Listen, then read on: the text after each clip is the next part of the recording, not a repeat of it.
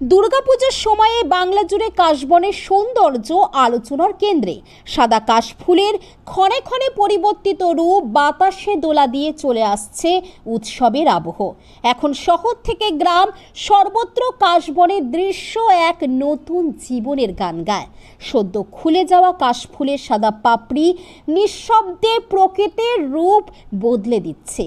খোলা মাঠে, নদীর তীরে বা পাহাড়ের পাদদেশে কাশবন যেন স্বর্গীয় রূপ নিয়ে হাজির।